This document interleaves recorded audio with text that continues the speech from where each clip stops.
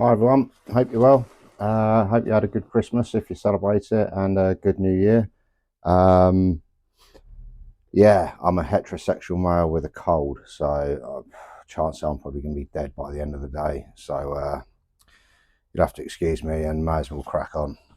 Right, where do I begin?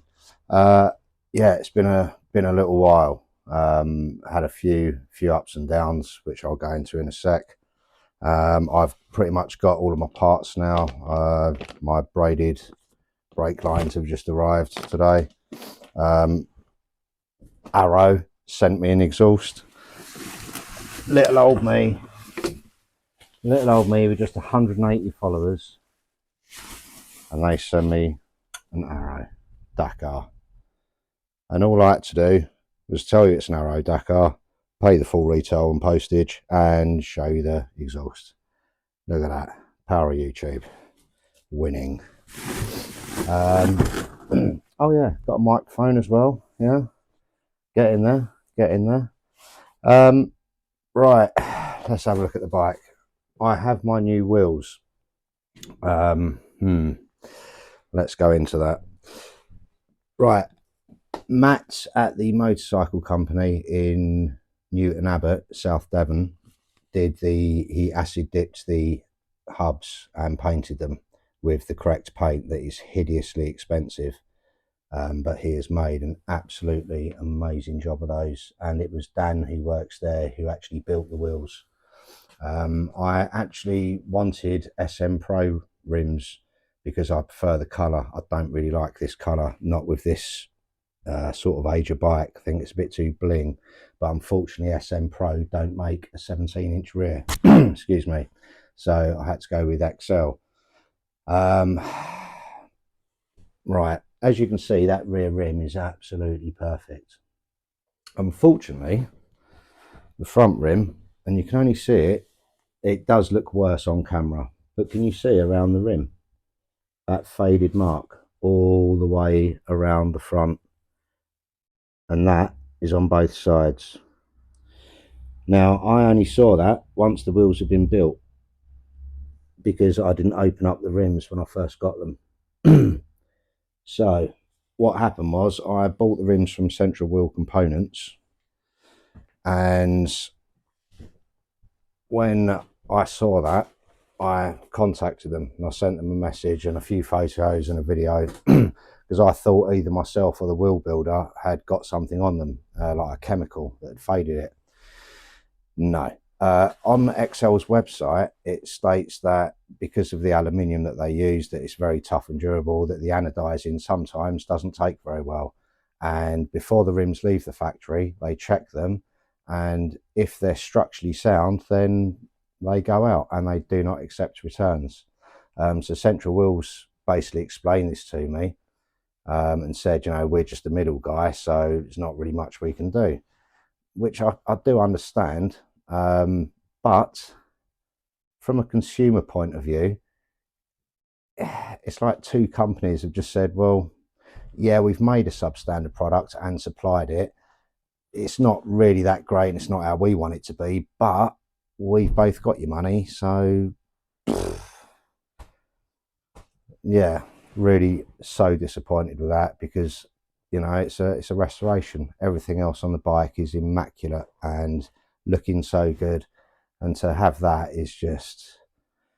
And the other problem is the only option is to either take the gamble and buy another one in the hope that it's okay, or buy two different rims and go with an 18-inch with the SM Pro, but then have to pay to have those wheels taken apart and rebuilt again. And it's just not something I'm prepared to do or go through. So if you're going to buy XL rims, it's something you have to be aware of.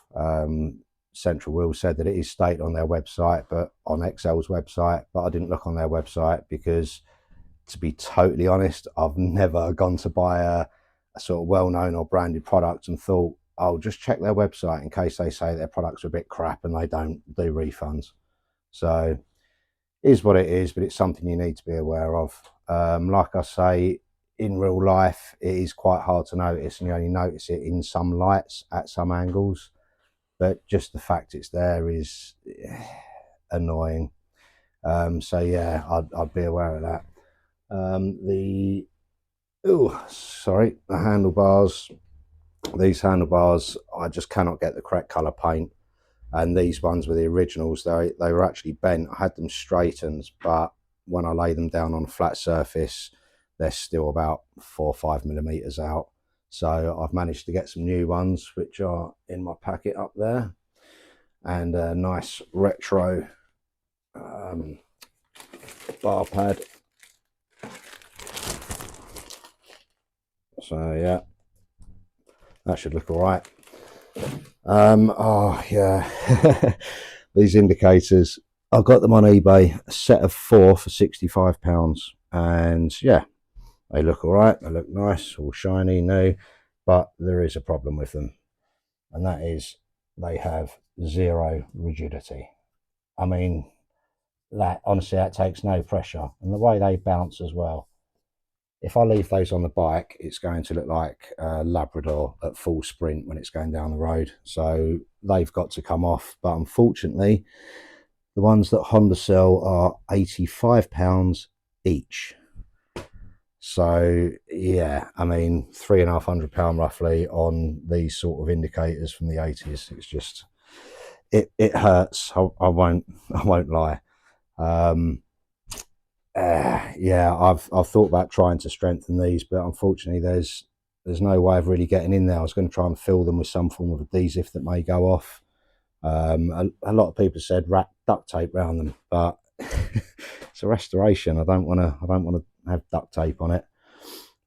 So yeah, and even then, I'm not sure if the Honda ones, the ones that they supply now, because even they say they're pattern parts, I don't even know if they're going to be any stiffer, because the Honda ones were actually quite firm. So yeah, that's a bit of a shame. I've got all my parts now. I've got the radiator grills, the center stand, the side stand is on, so the bike actually stands on its own now, but I've still got it on that just to keep it out of the way. And yeah, all that was back in end of September, I think, beginning of November. And then it all kind of came to a bit of a stop, unfortunately. Oh, sorry, I'm so good at this, and yeah, I've got to start at the beginning with this. 6 years ago, I moved from Kent to Devon, so I moved 230 miles away from all my friends and family.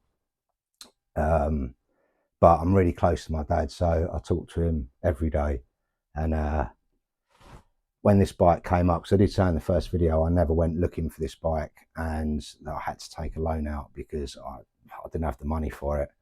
What actually happened was I spoke to my dad on the phone, just in conversation. The bike came up, and he said, "Well, you got to get it." So he said, "Look, I'll just transfer the money. You get the bike, do it up, and then as soon as it's finished, just pay me back. You know, just start paying me back. There's no rush." So I took him up on it, and that was the deal: get the bike finished and then pay him back. And the day I got the bike, once I'd finished sort of being all giddy over it in the garage, I went upstairs and I took £1 out of my pocket and I put it on my shelf above my gaming monitor. And that was when I made the decision that the day this bike is built, this has always been the plan.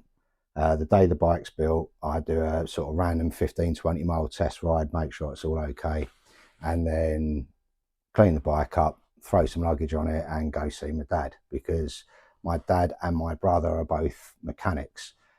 I left school and became a hairstylist for Tony and Guy. And then 15 years later went into plumbing. So nothing I've done has ever been remotely mechanical or manly. And I just wanted to show my dad that, you know, I could do what he did, and yeah, just make him proud of me for something he can fully relate to. Unfortunately, near the end of November, I sat indoors watching a streamer who I love, Sour Sweet, and I just got a weird feeling, and I turned to my wife and said, I'm just going to go downstairs, get my motorbike bags, bring them up and pack them, because I just got a bad feeling I'm going to get a call within the next week, and I'm going to have to rush off. And yeah, I came downstairs, got my bike bags, went upstairs, put them on the floor, and my phone rang. So yeah, it was sorry, it was a suspected stroke that turned out to be a brain tumor that was secondary to lung cancer. And on the 17th of December, with me, my brother and my two sisters by his side, he passed away. So yeah, I just I just haven't been able to look at the bike or work on it, because I just wanted him to see it so bad. I really did. And yeah, just knowing that I've got that first ride, it hurts.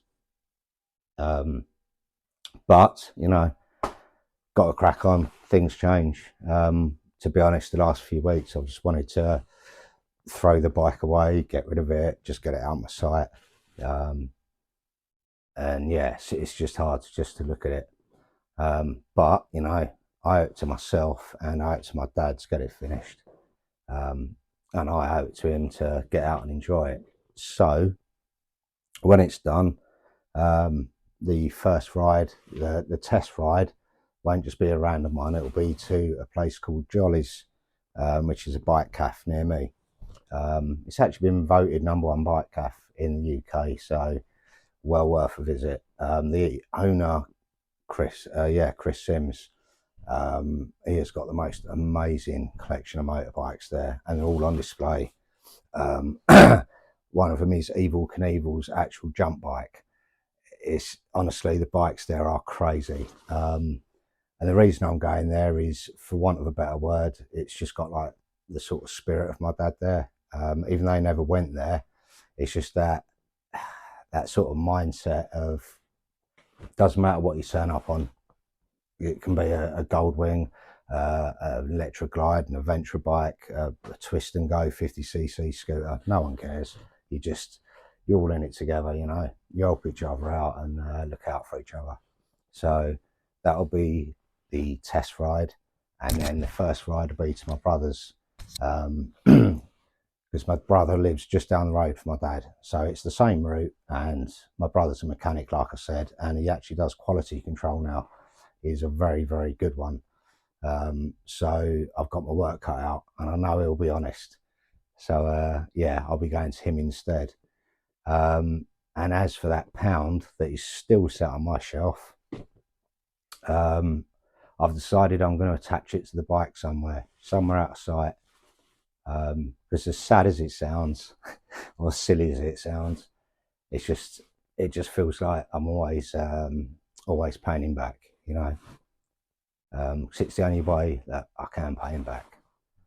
So that is why it's all come to a stop. But I've got all the bits now, and I'm hoping this weekend I'll be able to get going. Please excuse my voice, by the way. I am ill and obviously getting a bit choked up. So yeah, that's it. And I'll put the links to Matt, the motorcycle company, for the hubs. I'm not going to put the links for the XLs for the wheels. But yeah, Matt at the motorcycle company and Danny works there, brilliant for the wheel building and the hubs. Highly recommend them. And when I've done some work on the bike, I'll do another update, and hopefully it'll be a happier one. So yeah, I'm sorry that my first video of 2025 is so negative, but it's the way it is. I did say on the first video this was a journey, and if you want to come on that journey, then great. And this is just part of it, unfortunately. And these videos are as much from me as they are anyone else. So yeah, I hope you have a really good 2025. Get out on your bikes as many miles as you can, and I'll see you soon. All right, thank you. Bye bye.